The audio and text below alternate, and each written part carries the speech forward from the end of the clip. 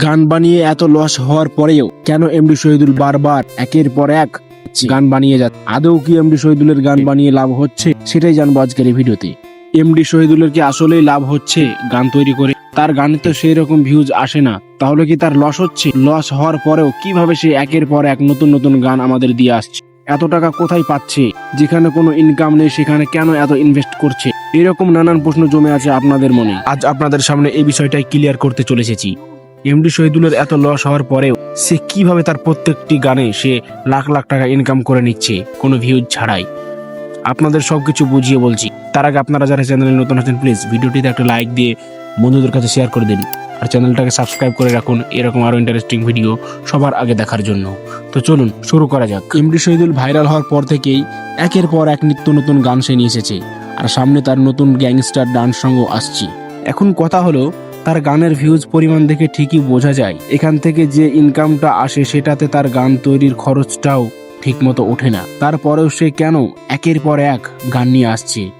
আসলে সে ইনকামটা কোথা থেকে করছে এটা জানতে হলে চলুন একটু পিছনের দিকে যাওয়া যাক।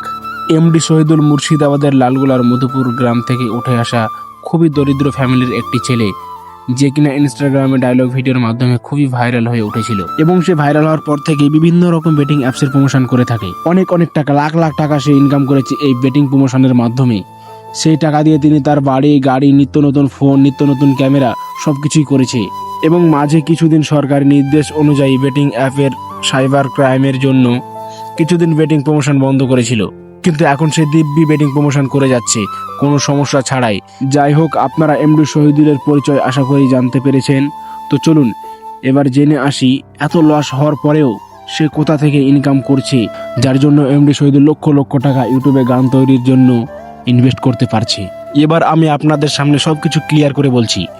আপনারা লক্ষ্য করে দেখবেন, এমডি শহীদুল যখন নতুন কোনো গান নিয়ে আসে তার সমস্ত টিউটোরিয়াল, শুটিং, এডিটিং সমস্ত কিছু যেগুলো হয় আর কি, তার ইনস্টাগ্রামে মিনি ব্লগের মাধ্যমে সে শেয়ার করে থাকে। আর এই মিনি ব্লগের মাধ্যমেই সে বেটিং ওয়েবসাইটের প্রমোশনও করে থাকে। আর সেই প্রমোশনের মাধ্যমেই এমডি শহীদুল লক্ষ লক্ষ টাকা ইনকাম করে থাকে, যার জন্য সে লক্ষ লক্ষ টাকা ইউটিউবে গান তৈরির পিছনে খরচ করতে পারে।